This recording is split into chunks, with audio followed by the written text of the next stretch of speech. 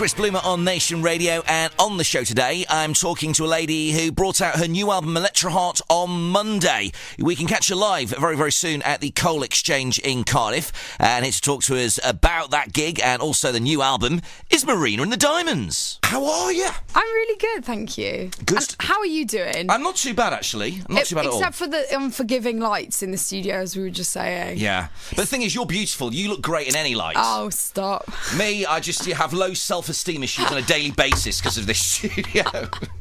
But anyway, the last time we met, I don't know if you remember this, was only a few weeks ago. It was on the red carpet of the NME Awards. Oh, to be honest, I don't remember because you know what it's like, half a minute per interview, basically. Well, the thing is, that red carpet, there are literally thousands of people from different radio stations and TV stations as well. But the thing is that the people that were with you said, you'd run out of time to do any interviews, and they sort of moved you away. And I said, but we're from Wales. And I went... And you turned around and you came straight to us and did an interview, which was great. I think then all the other radio stations across the UK were going, it's like I am Spartacus. Like, we're from Wales. I'm from Wales too. So did you have a good night at the NME Awards?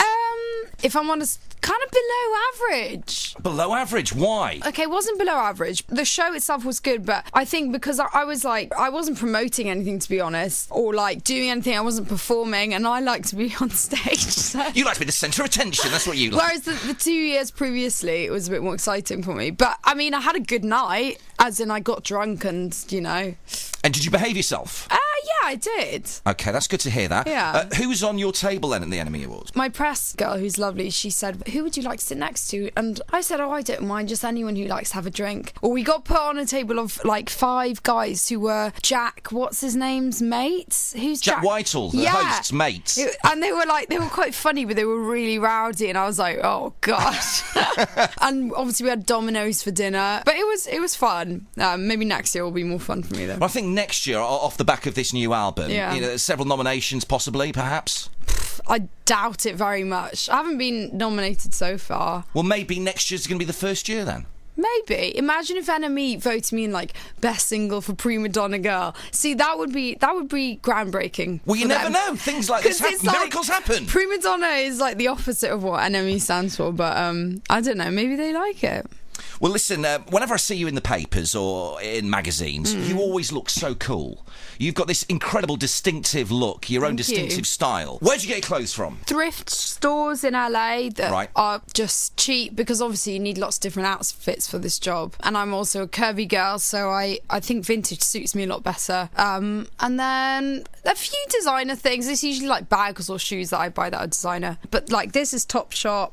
This is ASOS, this is vintage, so it's kind of, very normal stuff. So it would be affordable for the average person? Even if I wasn't, an artist, I would still buy the same kind of stuff. Even if I ever become very, very rich, I think, it's painful to spend a certain amount on clothes. But you never know.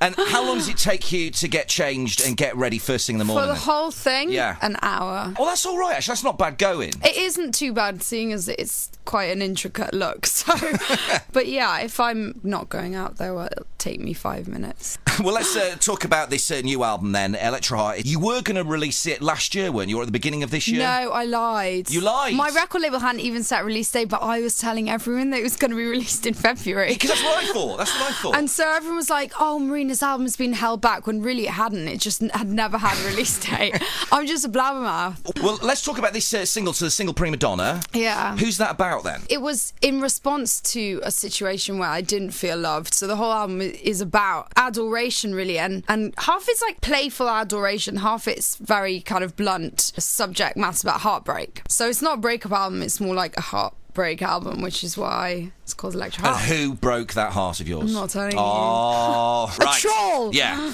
And do you see this certain person from time to time, or is that it? You've not seen him in a long time? The thing is, the songs aren't about a specific guy, but when I started writing the album, I'd met someone and they kind of set the tone for it, because they really changed my outlook on how I viewed love, as people do, when you break up with someone or when you're hurt. And it was produced by Dr. Luke, is that right? No. Only 2 songs. 2 songs on the album produced by Dr. Yeah. Luke. Because he produced produced Prima Donna, didn't he? Yes, he did. Yeah. He has collaborated lots of times with the likes of Britney Spears and Katy Perry as well. Because you actually did a load of dates in America last summer with Katy, didn't you? I did 10 dates with her, which was fabulous. She's, a brilliant person. What's she like, when she's not on stage? Is she the same person that she is on stage, or is she completely different? Well, I think all performers kind of accentuate their personality and kind of cartoonise themselves to a degree, because you have to. If you're playing an arena, you've got to project yourself. But yeah, I would say, she's kind of, she is the same person. I saw the gig in Cardiff, the Teenage Dreams gig, and it's just brilliantly put together, isn't it? It really is, because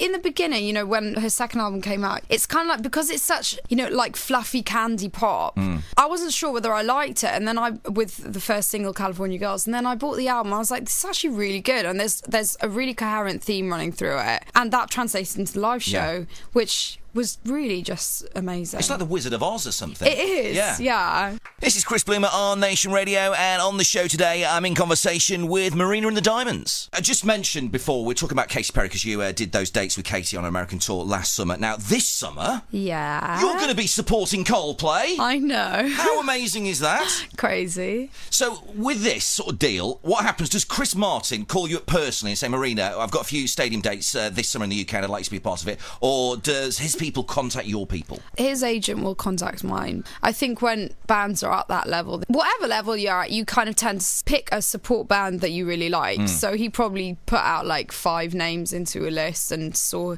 who was available. But they asked me to do the Manchester date last December, and I did it, and then they offered me the support slot for the rest of the year. That's amazing though, isn't it? Yeah. Because they are brilliant. They are one of those bands that just are incredible live, especially when you look back at their headline appearance at Glastonbury last year. That was just so incredible, in those dates as well. No, it means a lot to me, especially with Katy as well, with females in the industry. I think I always used to be quite wary, but it's nice to, to be supported when you're on your way up.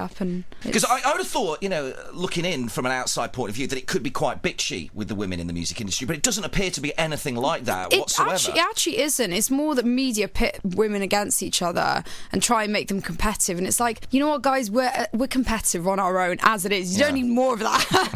But you never... Well, I certainly haven't felt that, when meeting and working with other female singers so far, so... Well, let's talk about your tour. You're actually going to be here in Cardiff. You're going to be doing the Coal Exchange. Yes. Well, it's called the Lonely Hearts Club Tour. You must be very excited about performing in front of loads of your Welsh fans, then. I'm very excited, actually. I'm half Greek, half Welsh, and I feel so embarrassed that I haven't played in Greece yet. And with Wales, it's nice to come and do promotion here. And you were born in Abergavenny. I was. Do you go back there often? Have you still got family and friends there? I was born in Bryn Mawr. Right, Bryn Mawr. Yeah, that's where my family are from. Are they still there now, are they? Or some of them are. My mum is in Abergavenny, but... Do you go back much to see them and catch up with your friends and stuff? Well, I mean, off campaign I was going every month, but on campaign now it's probably going to be a bit less. And do they treat you like a superstar in Abergavenny? No. I bet they do, don't they? No, because if I go out... Do you get like free bread from the bakers and things like that? No? People carrying your shopping home for you? No? Oh. Well, I haven't really been recognised before, unless I put my whole look on. All right. I've got a really plain face without all these eyelashes and makeup on. Oh no, you haven't. I have. Well, listen, it has been absolutely fantastic to chat to you on the show today. Yeah, it's been lovely being here. Listen, all the best for the album Electra Heart. Thank you so much. So we're all coming along to the gig, Coal Exchange. Oh, brilliant. So give us a shout, okay? All right, I will do. All right, make sure you do. It's Bloomer at Nation and his posse. That'll make me look very, very good. All right. Okay, Marina and the Diamonds, thank you very much indeed. Thank you.